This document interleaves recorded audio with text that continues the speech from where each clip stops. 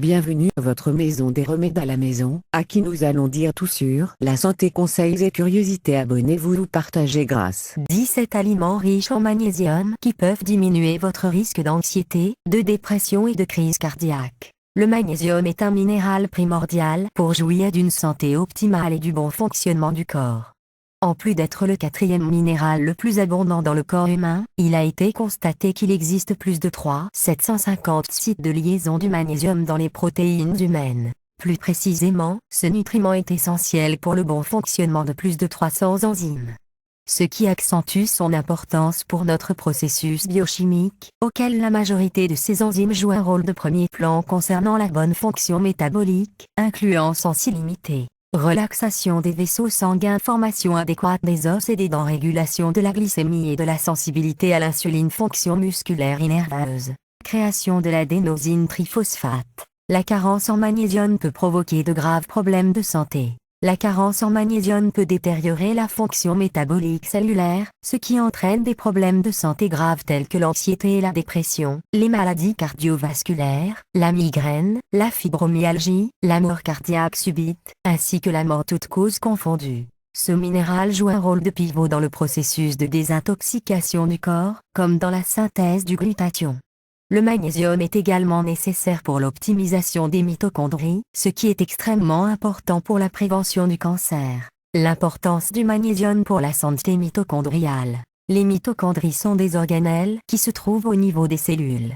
Nos organes ont besoin d'énergie pour fonctionner convenablement et cette énergie est également connue sous le nom d'adénosine triphosphate ATP et elle est généralement produite dans les mitochondries.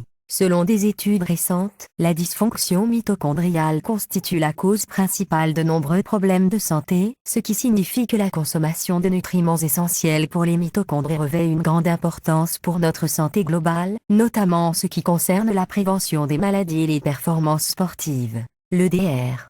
Rhonda Patrick, chercheur dans le domaine des mitochondries, confirme que le magnésium est essentiel pour la santé mitochondriale, dû au fait que la capacité d'oxydation est en fonction de la capacité des mitochondries à produire de l'énergie dans les cellules. Quel est l'apport en magnésium dont nous avons besoin?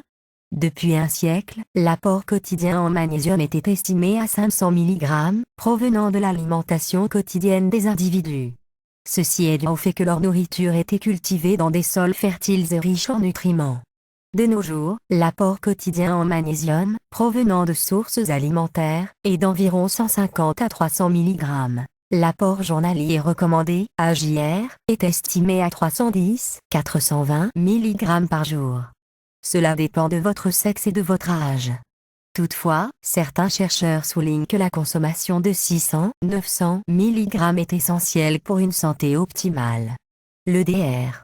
Caroline en confirme qu'il est recommandé de commencer par prendre 200 mg de citrate de magnésium par jour et augmenter progressivement la dose jusqu'à avoir des sels molles. En ce qui concerne les suppléments de magnésium, le thréonate de magnésium constitue sans doute la meilleure alternative.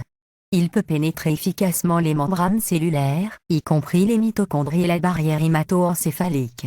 Facteurs de risque, signes et symptômes de la carence en magnésium. La consommation des aliments hautement transformés constitue la cause principale de la carence en magnésium car le magnésium réside dans la molécule de chlorophylle. Le magnésium peut également être perdu à cause du stress, de la consommation d'alcool, du manque de sommeil et des médicaments sur ordonnance, fluorure, statines, antibiotiques.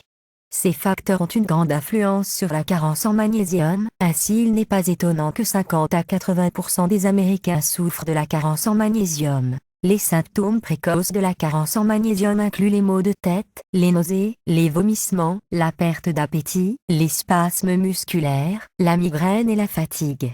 Une carence chronique en magnésium peut provoquer des engourdissements, des convulsions, des spasmes coronariens, des changements de personnalité, des picotements et des rythmes cardiaques irréguliers. Quels sont les aliments à haute teneur en magnésium?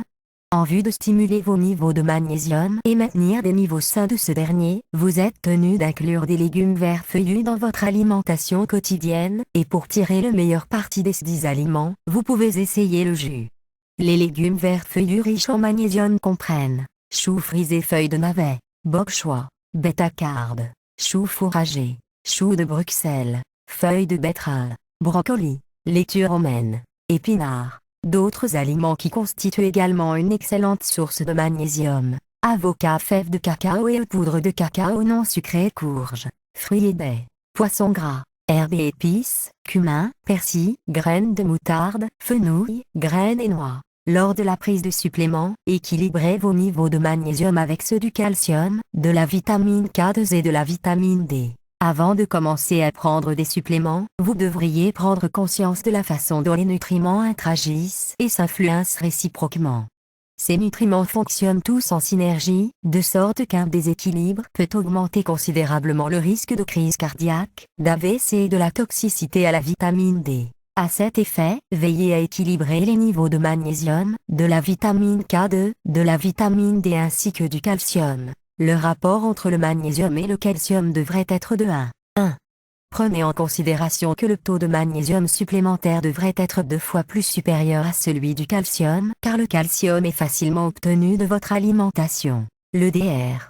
Catherine Bleu estime que lorsque vous prenez 1008 vitamine D, vous avez besoin de 100 microgrammes mcg de vitamine K2. En ce qui concerne votre apport en vitamine D, il est recommandé d'examiner votre niveau de vitamine D 2 fois par an en vue de déterminer la dose qui vous convient.